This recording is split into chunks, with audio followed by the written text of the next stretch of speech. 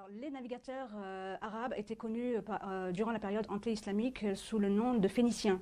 Ce nom de Phéniciens leur est venu des Grecs qui les avaient surnommés ainsi du fait de la peinture qu'ils utilisaient pour teindre leurs bateaux. De plus, les Arabes cananéens, donc également phéniciens, étaient les premiers en Grèce. Donc, d'ailleurs, ils ont laissé un certain nombre de villes qui portaient leur nom. Et lorsque les Hellènes les ont attaqués, ils ont cédé la place, les territoires grecs à ces fameux Hellènes, et en même temps, ils leur ont cédé les navires. Donc, lorsqu'on parle de navires grecs, en réalité, on parle de navires arabes cananéens. Donc déjà, par rapport à cette information, c'est très peu connu et il serait plus qu'intéressant de diffuser l'information. Par ailleurs, les Arabes cananéens étaient également les auteurs d'instruments de navigation, dont la fameuse boussole, et non pas les Chinois, comme on aimerait nous le faire croire. D'ailleurs, les Chinois eux-mêmes disent que ce sont des étrangers qui leur avaient apporté cet instrument de navigation pour leur faciliter les choses. Et l'information est par ailleurs demeurée inconnue du fait de tout ce que ça pouvait apporter au niveau commercial pour les Arabes. Et en ce qui concerne la période islamique, dès le 1er siècle de l'Hégire, dès d'ailleurs la période omeyyade, les Arabes, et plus particulièrement le calife omeyyade Muawiyah anhu, a fait en sorte de développer la flotte maritime musulmane de manière à reprendre les positions en fait, qu'occupaient les Arabes avant les Byzantins.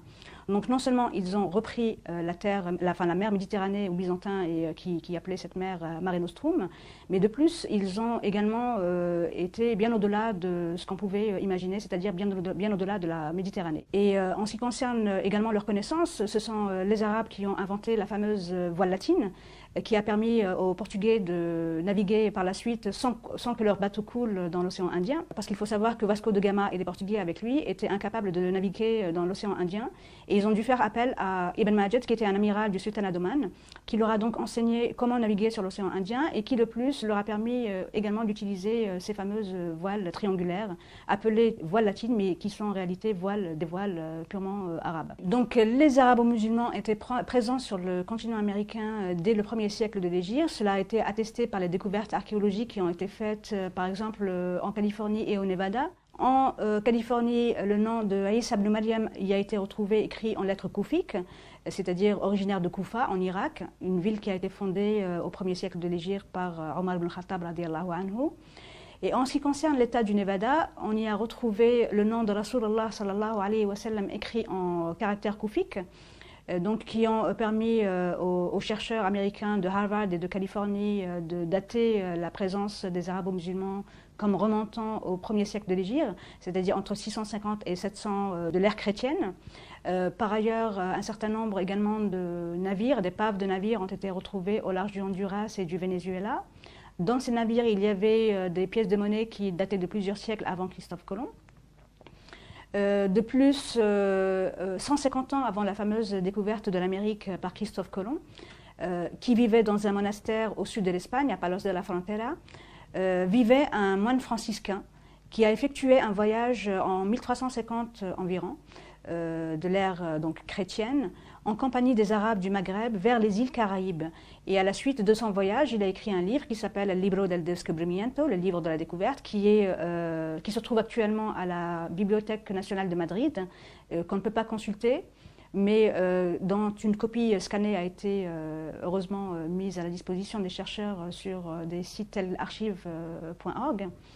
Et il y a également un certain nombre de données, dont celles qui avaient été retrouvées dans les textes chinois, qui datent de 1178 et 1225, qui permettent également aux chercheurs et à toute personne qui souhaite avoir un accès direct à l'histoire et non pas revu et corrigé ou falsifié selon le point de vue à partir duquel on se place, pour donner des informations erronées ou des informations qui sont totalement justes sur la présence justement des Arabes en Amérique et sur les voyages qui étaient effectués par les Arabes sur le continent américain.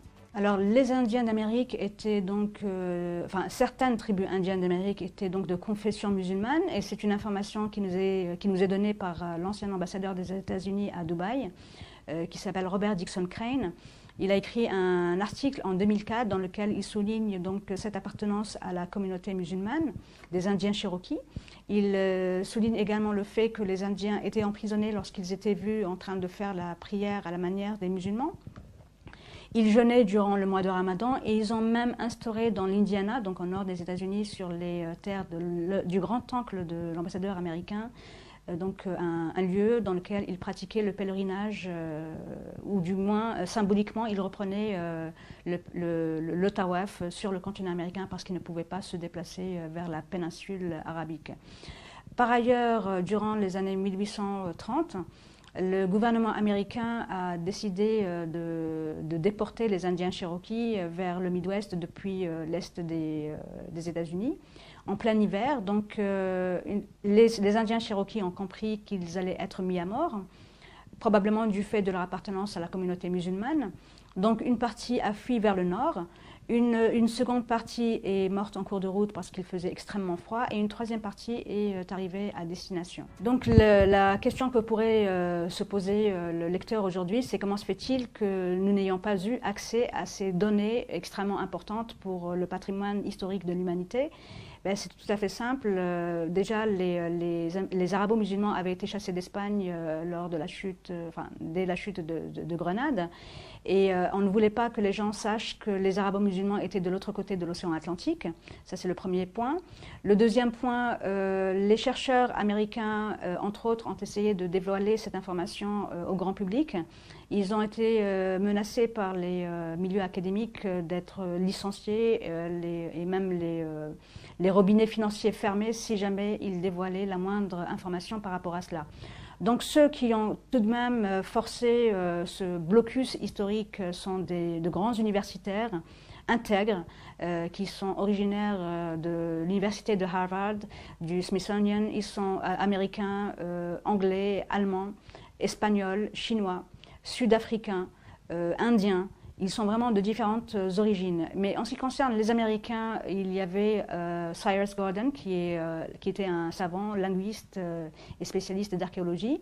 Il y avait également Barry Feld de Harvard, qui lui a été à la source de la découverte donc, du nom de Muhammad Nabiullah, écrit en lettres koufiques dans l'état du Nevada.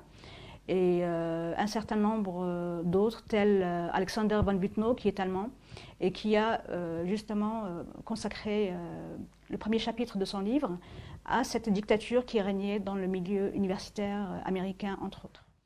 Par ailleurs, et pour conclure, le cinéma américain nous a habitués à voir des Indiens à demi nus avec des plumes sur la tête dans leurs films western. Et il s'est avéré, à travers mes recherches, que les Indiens d'Amérique étaient loin d'être à moitié nus, avec tous des plumes sur la tête. Ils portaient des djellabas, comme vous pouvez d'ailleurs le voir sur cette photo, ainsi que des turbans qui soulignaient leur appartenance ethnique arabo-musulmane.